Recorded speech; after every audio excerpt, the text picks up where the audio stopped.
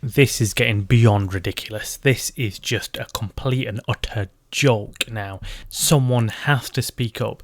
In fact, everybody has to speak up. This is a joke. Every Manchester United fan has to sit up, stand up, and get out there.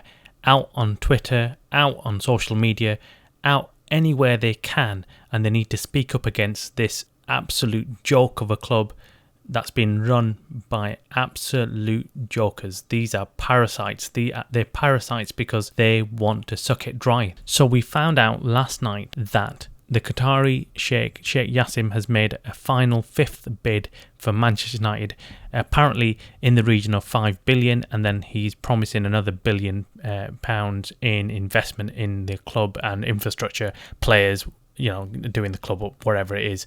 However, he's not reached the asking price of £6 billion set by the Glazers. Now, on the other side, we have Sir Jim Ratcliffe, who has apparently met the asking price, but is not willing to pay the asking price in full. He's looking to pay some of it now, half of it apparently, and then the rest in installments throughout the years, and then finally having enough money to buy the entire club. He's doing this mostly funded by the banks, the debt, mortgage, whatever you want to call it, a loan. This entire process of the sale has been just covered in secrecy. It's been non-transparent, and it looks like that the Sheikh himself, or the Qatari group, haven't had any communication or haven't had any transparency either, and they've been one of the key bidders. That is shocking. Why hasn't a key bidder been involved in the process and been told what's going on? I believe that the Glazers planned this from the start. Yes, they've had it. They've sat down in a room and discussed it and thought, right, okay, how do we stop all these protests? How do we stop everything? Well, actually, we've got a brilliant idea. Why don't we just say that we're putting up the club for sale? Then we'll just go through the bids and then finally reach a process at the end of it and say, well, we've decided not to sell, or we've decided to hold on.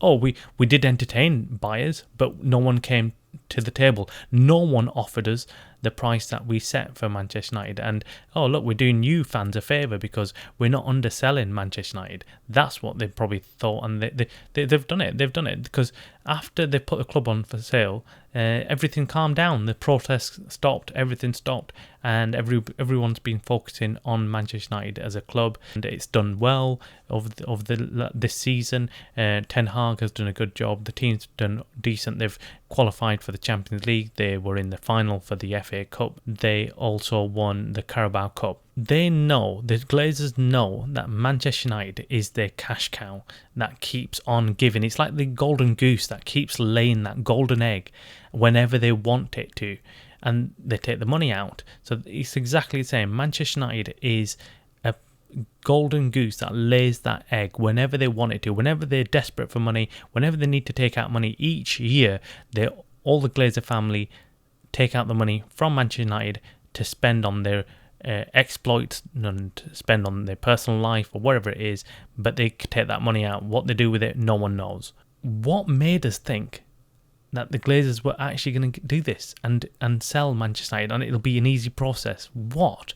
I mean, everyone just got taken in by this, and they've just made us look like complete and utter fools. They've just made us look like idiots, because what they've done is they've quietened everyone down and they said, right, okay, we will sell the club, and don't worry, we've put it up for sale, we've put it up on the market, and sooner or later we will be selecting the new buyer and blah blah blah, everything's going to be brilliant, and we'll be saying goodbye to Manchester United, and that's it. You'll never see us again. What made us think that was going to actually happen? We were silly to believe that in the first place. And the other thing is, why didn't the Qataris just offer the asking price? Why haven't they just paid the 6 billion asking price? If they're going to put in that money anyway, they may as well just say, right, okay, because you need to... Why I'm saying this is because, okay, look, I understand this. Money is money, and you're not going to overpay for something, but I don't think...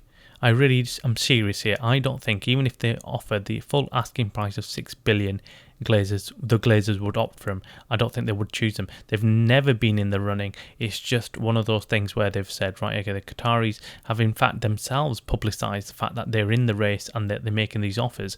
Nothing have we heard from Manchester United or the Rain Group or anything else saying that, oh, look, Qataris are making these offers and we are considering them as a serious bidder. Nothing. I mean, there's a lot of media hype around it, but nothing from Manchester United themselves. Have we heard anything from them saying we are looking at the offer made by the Qatari group as a serious offer?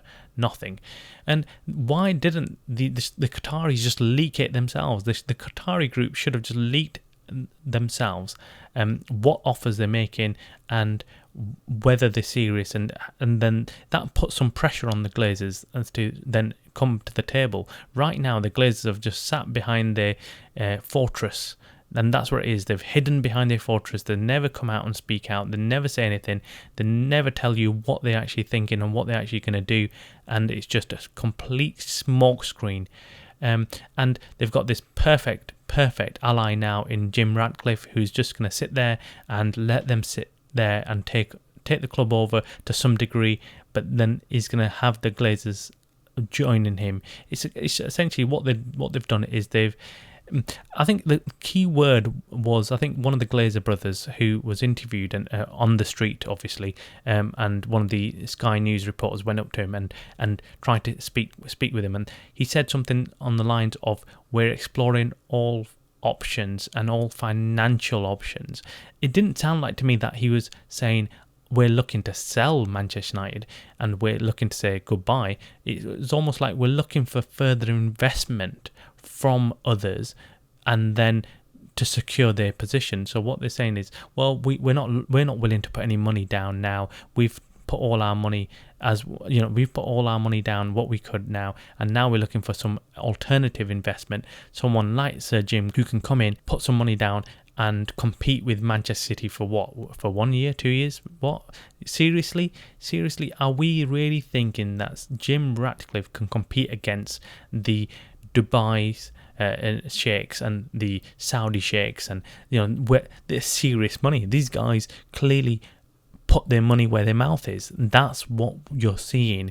Glazers, on the other hand, do not do that at all. They've never put any money into the Manchester United. Whatever they've spent from the funds of Manchester United. The Glazers, the other thing is actually, saying that, I've also noticed that have you seen the Qatari group or anyone from the Qatari group around the table in Manchester United visiting Old Trafford? No, we haven't. Whereas we have seen Jim Ratcliffe, who's been in Old Trafford. You've seen him going around. That tells you that Sir Jim Ratcliffe was the only person who's ever been in the running for the club. No one else has. The Qataris were just a smokescreen. The Qataris were just blowing their own trumpet that we've made this offer and we should be getting in the club, but the Glazers have never entertained them. The Glazers always wanted to stay, and they've wanted Jim Ratcliffe, and Jim Ratcliffe has always known this. He's known that the Glazers want to stay. The Glazers will stay forever with Ratcliffe, and that is the real deal. That's what it is. Glazers will stay. Ratcliffe will buy the club to some degree, and they will just continue as they are. That's the deal done behind closed doors, but no one really wants to know that. The fans have been lied to once again. The Glazers don't care about Manchester United. They don't care about the club. They don't care about it doing well. They should have never been allowed to buy the club in the first place with so much debt. I mean, if let's take a perfect example. If you went into a showroom and you wanted to buy something, you wouldn't be able to buy it on debt, would you? Would you? A homeowner, if you've ever bought a house, you go in and you try to get a mortgage. They will never give you a 90% or 95% mortgage or 100% mortgage. Yeah, you won't get that. The Glazers bought the entirety of Manchester United with debt. Yes, they didn't put any of their own money into it. They've just simply bought it on debt, and they've been paying interest on that debt, which they've been taking out of Manchester United. The Glazers have put Manchester United in further and further debt. It's like history repeating itself. Everyone knows what's going on, but no one knows what to do about it, which is they are once again pulling the wool over everyone's eyes.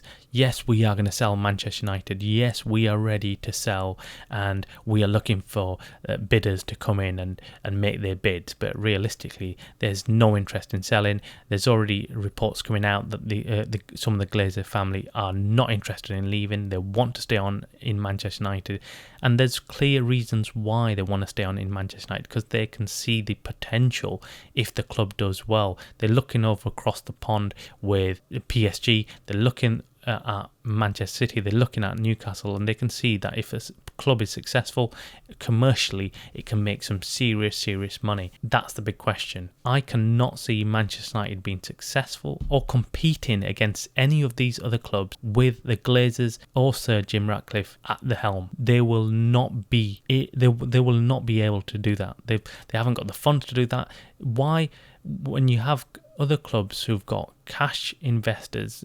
seriously rich investors, coming in and spending some serious money on the clubs, why do they think that Sir Jim Ratcliffe can come in and do that when he already is buying Manchester United with a lot of debt? Look, we really need to get out there. We need to stop this from happening again. We need to stop this history repeating itself.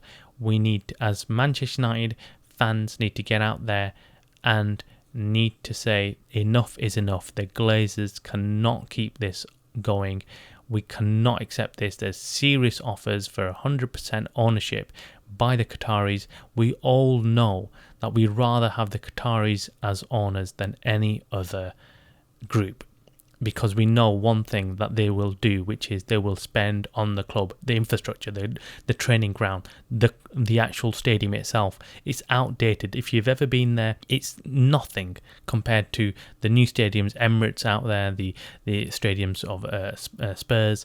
You're looking at these stadiums, and they're state-of-the-art stadiums, and they're built for the future. The Etihad, the training facilities in Etihad, if you've ever been there, oh my God, they're insane. They're absolutely brilliant. I mean, we really need to put a stop to this. Something has to happen. We know that the Qataris are the best for the club, and why would the Glazers not want to then sell to them? That is the biggest problem. You know that the Glazers don't care about Manchester United, because they would have sold to the Qataris by now. They would have announced it. They would not have let this drag on for 6 months throughout the entire season, disrupting the players, disrupting the manager, disrupting our future plans.